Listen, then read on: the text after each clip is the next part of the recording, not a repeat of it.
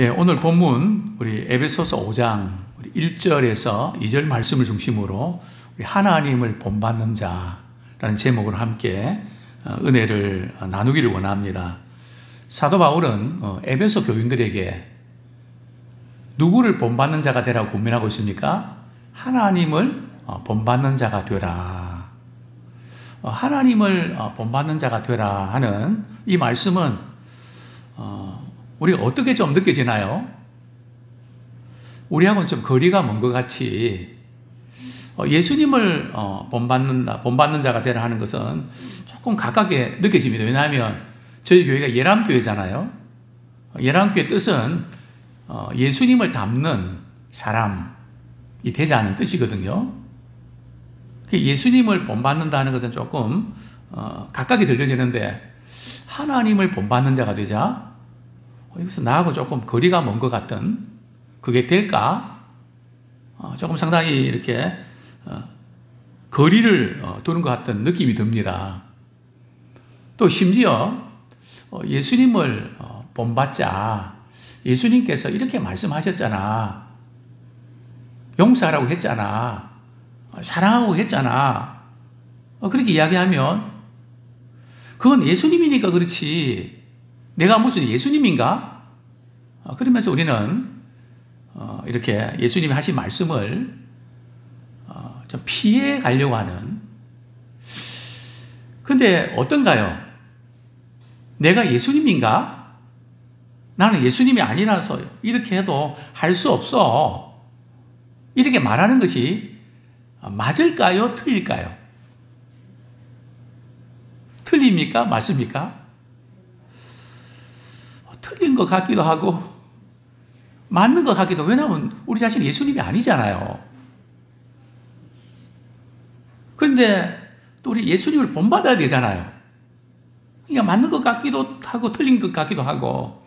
그래서 우리가 성경을 개인적으로 읽는 것도 중요하지만 성경 공부를 해야 되고 또 신학 공부도 해야 되고 또 교리적인 것도 알아야 됩니다. 특히 이단들 같은 경우는 한 가지 주제를 가지고 성경을 여기저기 찾아갖고 막 이렇게 공격을 하거든요. 그럼 성경을 그냥 이렇게 띄엄띄엄 이렇게 단편적으로 아는 분들은 그런가? 정리가 안 된단 말이죠.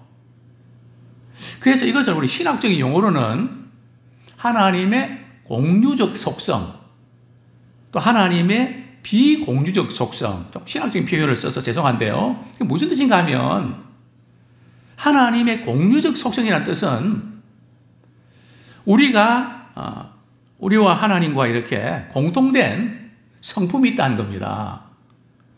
그것은 우리가 본받아야 돼요. 아시겠습니까? 어떤 게 있을까요? 하나님은 어떤 분이시죠? 하나님은 사랑의 하나님이시잖아요. 또 하나님은 의로우시고 의로운 분이시잖아요. 근데 우리도 공의로워야 되죠.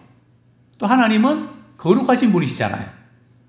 그래서 우리도 거룩해야 되죠. 또 하나님은 진실하신 분이시잖아요. 그래서 우리도 진실해야 되죠. 그래서 이 부분에 있어서는 우리는 하나님을 본받는 자가 되어야 됩니다. 근데 비공유적 속성이 뭔가 하면 하나님만 가지고 계시는 성품이 있다는 거죠. 어떤 걸까요? 우리 하나님은 전지하신 분인 거죠. 모든 거 다 하신다는 거죠. 우리의 아픔도, 우리 신음소리까지도, 우리 생각까지도, 남몰래 흘린 눈물까지도 우리 하나님 다 하신단 말이죠. 사람들은 모르죠. 또 전능하시죠. 우리가 볼 때는 그냥 도저히 안 될 것 같지만 전능하신 나의 주 하나님은 못 고치실 게 없고 못 하실 게 없으시죠. 하나님은 전능하신 분이십니다. 또 하나님은 어떤 분이신가요? 영원하신 분이세요. 우리는 때는 변덕을 부리고 그냥 이렇게 변함이 없이 가지 못하고 실수도 하고 그러는데 하나님은 불변하신 분이시거든요. 또 하나님은 어떤 분이십니까? 하나님은 어디든지 계시는 분이세요. 그걸 편재라 그러거든요. 신학적으로는요. 우리가 갈 수 없는 거, 거기에도 우리 땅속 깊은 곳에도 바다에도 아무도 모르고 그런 곳에도 거기서도 하나님 계신단 말이죠. 이런 부분들은 우리가 가질 수 없는 것이죠. 또 그분은 창조주 하나님이시잖아요. 또 스스로 계신 분이시잖아요. 그것은 우리가 그분의 성품을 닮을 수가 없습니다. 왜냐하면 그분은 창조주 하나님이시고 우리는 피조물이란 말이죠. 이해하시겠습니까? 그래서 공유적 속성 같은 것은 우리가 본받아야 되고 비공유적 속성 같은 경우는 하나님만이 가지고 계시는 독특한 성품이라는 거죠. 그것은 우리가 가질 수 없는 거죠. 그래서 우리는 내가 뭐 예수님인가 하는 부분에서 어떤 것은 부분적으로 맞고 부분적으로 틀린다는 게 그런 의미입니다. 근데 보통 우리가 내가 뭐 예수님입니까? 뭐 이렇게 말할 때는 그냥 하나님의 말씀 뭐 그냥 우리 지킬 필요가 없다는 식으로 좀 빠져나가는 그런 쪽으로 가면 안 된다는 거죠. 우리는 본받아야 됩니다. 그렇죠? 왜요? 5장 1절 봅니다. 그러므로 사랑을 받는 자녀같이 너희는 하나님을 본받는 자가 되고. 자, 그러므로라는 그 접속사는 말이죠. 앞에 부분과 연결되어 있거든요. 앞에 부분, 우리 25절부터 32절까지 연결되어 있는데 특별히 어떤 것과 직접적으로 연결되는가 한 말이죠. 32절 말씀 같이 읽겠습니다. 시작. 서로 친절하게 하며 불쌍히 여기며 서로 용서하기를 하나님이 그리스도 안에서 너희를 용서하신 것과 같이 하라. 이제 서로 용서하는 거. 용서하는 것이 우리 신앙생활의 하이라이트입니다. 사실 어려운 일이죠. 다른 것은 뭐 봉사도 하고 열심히 되지만은 미워하는 사람, 마음에 안 드는 사람, 그 용서한다는 거 참 어려운 거죠. 오늘 제가 우리 동교 목사님이 보내주신 짧은 우리 장경동 목사님 유튜브 제목이 마누라만 보세요. 그런 거더라고요. 이제 그 내용이 이제 이런 겁니다. 남자는 참 이렇게 남편은 실수도 많이 하고 아내 속도 많이 썩이고 말도 함부로 하고 어떤 경우는 때리기도 하고 참 힘들게 하는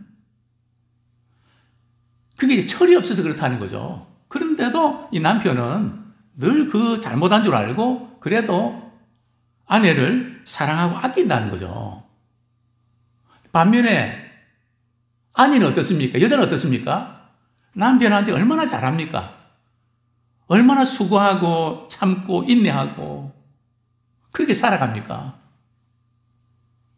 정말 잘하죠. 그런데 이 남편은 평생 영문으로 살아가는데 말이죠. 아내는 남편을 뭐라고 여깁니까? 이전에 한번 퀴즈 대회를 했죠. 그죠? 서로 이제 영어를 알아맞추는 거 아닙니까? 할아버지가 이렇게 이야기합니다. 이제 알아맞추라는 거죠. 당신과 나와의 관계 이러니까 말이죠. 왼수 그러는 거죠. 아니 내자 그러니까 평생 왼수 그러더라고요. 왜 아내는 그렇게 잘하면서 왜 왼수로 생각하고 미워하면서 못마땅해 생각하면서 살아가냐는 거죠. 좀 더 잘하면 안 되냐는 거죠. 하나님은 누구를 더 기뻐할까요? 잘하고 미워하는 사람? 못하면서도 사랑하고 미안해하고. 근데 제가 볼 때는 뭐 하나님은 다 사랑하시지만 성경적으로 보면 좀 실수하고 부족해도 늘 부족함을 느끼고 사랑하려고 하는 사람. 사실 그런 마음은 우리 하나님께서 그런 마음을 가진 사람 사랑하거든요. 그런 점에서 우리 아내들은 얘한 그동안 잘해온 거 좀 더 잘할 수 있으면 좋겠습니다. 좀 더 훌륭해지면 좋겠습니다. 그게 이제 결론이더라고요. 굉장히 이제 공감이 가더라고요. 그래서 제가 우리 이제 마누라만 보세요. 그 좀 몇 군데 좀 보내려고 말이죠. 상당히 참 우리가 그 신앙생활 하는데 한번 또 우리 돌아볼 수 있는 그 용서가 안 되니까, 미운 마음이 안 풀리니까. 그래서 어떻게 하면 서로 용서할 수 있을까? 그냥 하나님께서 그냥 용서하라 그래 놓고 용서 안 되는데요. 그냥 하나님께서는 그냥 억지로 강요하고 그냥 무리한 부탁을 하고 왜 그러시는가? 그런 분 아니시고요. 하나님께서 뭐 하라 그러면 반드시 하나님께서 그렇게 할 수 있는 힘과 그 모든 것을 공급해 주시는 분이십니다. 어떻게 해요? 5절에 보면 5장 1절에 보면 그러므로 사랑을 받는 자녀같이, 즉 우리가 다른 사람을 용서하라 그런 말이죠. 먼저 우리가 하나님의 사랑을 입어야 됩니다. 그죠? 하나님이 나를 어떻게 사랑하셨지? 영혼이 지옥불에 갈 수밖에 없는데, 멸망할 수밖에 없는데, 늘 죄책감 가지고 살 수밖에 없는데, 독생자 예수 그리스도를 보내주셔서 우리를 구원해 주시고 사랑해 주시고 날 받아주셨잖아. 나는 그런 하나님의 사랑을 받았잖아. 오늘 우리가 이제 찬양을 부르면서 이렇게 복음성가 사랑의 주제를 가지고 우리 찬양을 이렇게 드렸는데 어느 때보다 표정이 밝으신 것 같아요. 그죠? 나를 사랑하는 주님. 그죠? 참 우리 신자가 누굴까요? 어디를 가든지 나는 하나님의 사랑받는 자녀야. 좀 교회 와서도 물론 우리가 그냥 예배 시간에 우리 잘못한 거 이렇게 회개하는 기도 필요합니다. 그러나 좀 하나님 앞에서 말이죠. 나는 하나님의 사랑받는 자녀인데 제가 왔습니다. 아빠 제가 왔어요. 엄마 제가 왔어요. 좀 그렇게 당당하게 그냥 하나님 사랑의 품에 안기는 그냥 그냥 그 죄인이 왔습니다.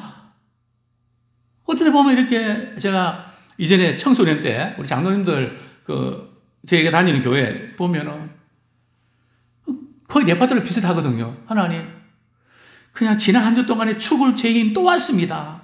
그 다음 주 와서 마음으로 말이죠. 장로님 그런 기도 또 하실 건데 또 하시더라고요. 그 다음에 또 하시고. 왜 우리가 말이죠. 신앙생활을 그렇게 하십니까? 이제는 좀 기도를 바꾸면 좋겠습니다. 하나님, 정말 우리는 사랑받을 자격이 없는데 사랑해 주셔서 감사합니다. 우리 또한 사랑이 필요한 사람들에게 주님 사랑을 나타낼 수 있도록 저희들에게 힘을 주십시오. 뭔가 살리고 일으키는 그럴 때에 우리가 용서도 된단 말이죠. 내가 못마땅하고 내가 힘들고 내가 왜 이런 것에 묻혀 있으면 물론 우리의 부족을 느끼고 주님을 의지하는 마음 있어야 됩니다. 그러나 그 늪에서 벗어나지 못하면 안 된다는 거죠. 주님이 십자가 지셔서 넌 나의 자녀야. 내가 너로 인해서 기쁨을 느끼지 못해. 정말 하나님의 사랑을 받는 자녀같이 너희는 하나님을 본받는 자가 되라. 하나님을 본받는 게 뭐라고요? 서로 용서하는 거고 하나님의 사랑을 받는 자같이 우리도 그 하나님의 사랑을 남에게 흘려보내는 거, 그게 하나님을 본받는 것이라고요.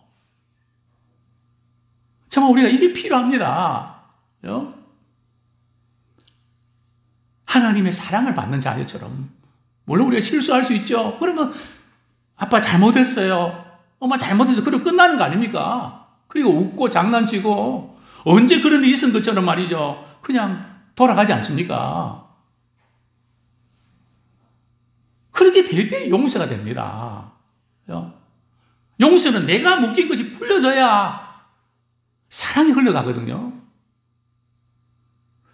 정말 이 중요한 부분인데 우리가 서로 용서하기 위해서는 하나님을 본받는 자가 되어야 되는데요. 어떻게 용서가 되는가 하면 하나님이 나를 어떻게 사랑하셨지? 저도 이전에 말씀 많이 드렸잖아요. 제가 우리 집사람에 대해서 못마땅하고 좀 마음 상하고 그냥 그럴 때 어떻게 극복합니까? 네가 가까운 아내를 사랑하지 못하면서 하나님이 사랑한다 할 수 있니? 그렇게 말하는 것은 요한 1세 보면 뭐라고요? 거짓말이야. 네가 가까운 아내, 남편 사랑 못하면서 하나님 사랑한다는 건 말도 안 돼. 그게 어떻게 말이 되냐? 하나님은 사랑이시라 그랬는데 다른 거 몰라도 적어도 우리 믿는 그리스도인들은 사랑의 1인자가 되어야 됩니다. 그죠? 사랑하는 것만큼은 뛰어나야 됩니다. 사랑은 언제든지 흘러가야 된단 말이죠. 그래서 하나님이 이렇게 사랑하셨는데 가까운 사람을 사랑 못해? 그렇게 잘하면서도 왜 미워하고 못마땅하고 풀지 못해? 그게 말이 되니? 안 되네요. 그럼 어떻게 되지? 하나님이 사랑하신 것을 그대로 반사하는 겁니다. 우리 감정으로 사랑하는 게 아니에요. 우리는 사랑의 발광체가 아니라 반사체입니다. 우리 속에는 사랑이 생산 안 돼요. 생산은 미움 공장입니다. 미움 공장이 잘 되고 있습니다, 지금. 코로나에도 잘 됩니다. 배달도 잘 되고.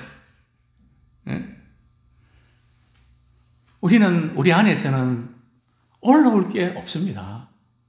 그죠? 하나님의 사랑이 우리 마음에 부음바 되어서 그 사랑을 흘려보내는 거죠. 그저 반사하는 겁니다. 하나님 나를 이렇게 사랑하셨지? 그치? 내 자녀들에게 또 못마땅한 사람에게 또 그렇게 그 사랑을 흘려보내야지? 그렇게 하라는 겁니다. 그렇게 하는 게 어떻게 하는 거라고요? 하나님을 본받는 자가 된다는 거죠. 그죠? 하나님께서 안 되는 걸 억지로 말이죠. 그냥 실력이 안 되는데 그냥 그렇게 하라고 막 그냥 무리하게 말이죠. 그렇게 하는 분이 아니세요. 다 사랑을 부어주시고 너 하나님 사랑 받았지? 그 받은 사랑 그냥 흘려보내면 돼. 반사하면 되는 거라고. 그게 하나님을 본받는 자라는 거죠. 또 무엇보다도 우리가 하나님을 본받는다는 거 그 자체가 얼마나 특권입니까? 우리 자녀가 부모님을 본받는 거 너무 기특하고 귀하지 않습니까? 우리 부모님이 그렇게 말씀하셨어요. 우리 부모님이 이렇게 살라고 하셨어요. 그냥 부모님 말씀하는 거 자기가 간직하고 말이죠. 어디 가도 말이죠. 이전에 어떤 권사님 한 분이 좀 그 딸이 자기를 좀 무시하는 것 같고 좀 존경도 안 하는 것 같아서 마음이 좀 상하고 섭섭했는데 말이죠. 학교 담임 선생님하고 이렇게 면담을 하면서 그 딸이 어머님 칭찬을 되게 많이 했던 모양이에요. 우리 어머님은요, 다른 어머님과 좀 달라요. 그래서 저는 되게 존경하고 정말 사랑해요. 그걸 해주라는 거죠. 제 앞에서 그 이야기를 하면서 말이죠. 눈물을 흘리더라고요. 얼마나 감동이 됐는지. 늘 좀 이렇게 무시당하고 그런 느낌 때문에 마음이 상했는데 자기 딸이 말이죠. 그 마음을 알아주고 정말 존경하고 사랑한다 그러니까 참 얼마나 그 감동을 받는지 그렇지 않습니까? 우리 자녀들이 참 부모님의 그 마음 헤아리고 참 본받는 그런 자녀가 전 그렇게 기도합니다. 우리 성도님들 위해서 기도할 때 하나님 귀한 우리 믿음의 부모님들 주셨는데 그 신앙 잘 본받아서 그대로 따라할 수 있는 그런 자녀 되게 해주십시오. 그게 복받는 비결 아닙니까? 부모만큼 자녀를 사랑하는 분이 어디 있습니까? 정말 존경하고 우리 부모님 나를 기도하고 사랑하고 정말 다른 어떤 것과 비교할 수 없는 정말 우리 부모님은 보배 같은 분입니다. 그게 자녀가 부모님을 본받는 것처럼 또 우리가 하나님을 본받는 성경에 보면 하나님 본받는 자가 되라는 것은 말이에요. 우리로 하여금 하나님을 본받을 수 있는 특권을 주신 겁니다. 기회를 주신 겁니다. 우리가 뭔데? 우리 하나님을 본받을 수 있는 사랑 주셨죠? 성령을 보내주셨죠? 은혜를 공급해 주시죠? 정말 이것은 무리한 요구가 아니라 진정한 복을 누리기 위해서 하나님께서 그분을 나타내는 것이 진정한 복입니다. 본받는 거. 그래서 우리는 부모가 자녀 본받는 것처럼 우리 하나님을 본받는 자 되기를 소원합니다. 자, 우리 2절 말씀 좀 구체적으로 하나님 본받는다는 게 도대체 어떤 걸까? 같이 한번 읽겠습니다. 시작. 그리스도께서 너희를 사랑하신 것 같이 너희도 사랑 가운데서 행하라. 그는 우리를 위하여 자신을 버리사 향기로운 제물과 희생 제물로 하나님께 드리셨느니라. 자, 하나님께서 우리를 사랑해 주셔. 어떻게 사랑해 주셨는가 하면 그리스도께서 너희를 사랑하신 것처럼 참 그리스도께서 우리의 죄를 위해서 자신을 버리셨습니다. 우리가 사랑을 우리가 흘려보낸다는 것은 항상 흘려보내려고 할 때에 뭐가 이렇게 우리를 가로막는가 하면 자신의 자존심, 자신의 입장, 자신의 체면, 이제 그런 것들이 발목을 잡거든요. 그래서 우리 사랑할 때는 그것을 우리 주님이 우리를 위해서 다 버리신 것처럼 우리 그것을 이렇게 버려야 됩니다. 그것을 그대로 두고는 안 되거든요. 우리의 욕심, 우리의 고집, 그거 두고는 사랑할 수 있나요? 사랑 안 하는 이유를 갖다 대게 되는 거죠. 우리 부모가 자녀 사랑할 때 어떻게 사랑하십니까?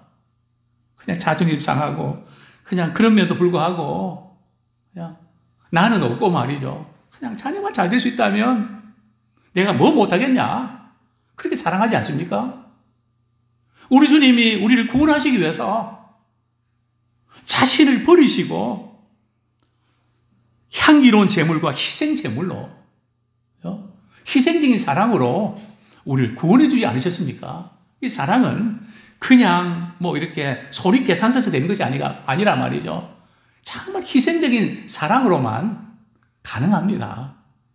희생적인 대가가 필요하다는 거죠. 그것이 향기로운 제물입니다. 우리 자신을 버리고 우리를 구원하시고 십자가 지셨던 것처럼 우리 또한 주님의 사랑을 흘려보낼 때에 그것이 하나님을 기쁘시게 하는 겁니다. 하나님을 기쁘시게 하는 것이 하나님을 본받는 것이거든요. 그것이 하나님께 영광을 돌려 드리는 것입니다. 아무쪼록 우리 사랑을 받는 자녀같이 우리도 우리 서로 사랑하면서 하나님을 본받는 자가 되기를 축원합니다.